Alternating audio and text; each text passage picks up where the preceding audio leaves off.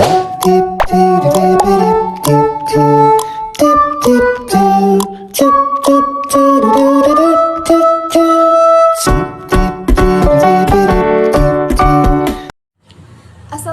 warahmatullahi wabarakatuh. Perkenalkan, nama saya Indah Septia dengan NPM 2423185. Di sini saya akan menjelaskan tentang menganalisis pembelajaran IPS DSD mengenai scientific, project based learning, dan deep learning. Memahami pendekatan pembelajaran inovatif, scientific, PBL, dan deep learning. Dalam upaya meningkatkan kualitas pembelajaran IPS di tingkat SD, 3 pendekatan inovatif menonjol. Yang pertama, pendekatan saintifik, melibatkan siswa dalam proses penyelidikan, observasi, dan penemuan seperti ilmuwan. Yang kedua, project based learning atau PBL, pembelajaran melalui proyek nyata yang menuntun siswa memecahkan masalah dan menciptakan produk. Yang ketiga, deep learning, fokus pada pemahaman konsep secara mendalam, bukan hanya hafalan, mendorong berpikir kritis dan koneksi antar ide. Kombinasi ketiganya dapat menciptakan pengalaman belajar IPS yang kaya dan bermakna. Menerapkan pendekatan saintifik dalam pembelajaran IPS di SD, contoh dan praktik terbaiknya. Pendekatan saintifik mendorong siswa untuk aktif meneliti dan memahami fenomena sosial.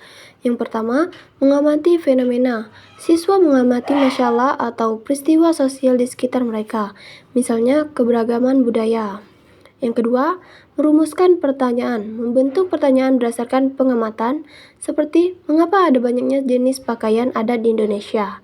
Yang ketiga, mengumpulkan data, mencari informasi melalui wawancara, membaca buku, atau melihat video tentang fenomena tersebut. Yang keempat, menganalisis dan menyimpulkan, mengolah informasi untuk menemukan jawaban dan membuat kesimpulan. Dan yang terakhir, mengkomunikasikan hasil, mempresentasikan temuan mereka kepada teman sekelas atau guru. Praktik terbaik melibatkan penggunaan media yang interaktif dan relevan dengan kehidupan siswa sehari-hari. Bagaimana sih mengintegrasikan project based learning dan deep learning untuk IPS DSD yang menarik?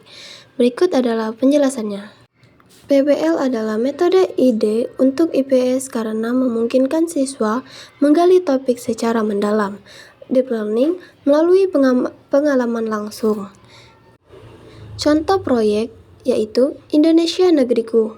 Siswa diminta membuat pemeran mini tentang keragaman budaya Indonesia, penelitian mendalam tentang suku, adat, dan makanan khas, wawancara dengan narasumber lokal, pembuatan diorama, poster atau presentasi digital, penyajian hasil kepada komunitas sekolah. Melalui proyek ini, siswa tidak hanya menghafal fakta, tetapi juga memahami nilai-nilai kebinekaan, toleransi, dan gotong royong secara mendalam. Kesimpulan dan langkah selanjutnya, membentuk pembelajaran IPS SD yang kritis dan inovatif, mengadopsi pendekatan saintifik, PBL, dan deep learning dengan langkah membentuk siswa PGSD yang kritis, mampu menganalisis informasi dan merumuskan argumen. Inovatif, berani menciptakan solusi dan ide baru. Ketiga, kolaboratif, terampil bekerja sama dan tim. Yang terakhir, mandiri, memiliki inisiatif dan tanggung jawab dalam belajar. Langkah selanjutnya adalah pelatihan guru yang berkelanjutan, pengembangan kurikulum yang mendukung, dan penyediaan sumber daya yang memadai. Baiklah teman-teman, itulah penjelasan dari saya mengenai menganalisis pembelajaran IPS DSD yang berdasarkan scientific, project based learning, dan deep learning. Saksikan video selanjutnya.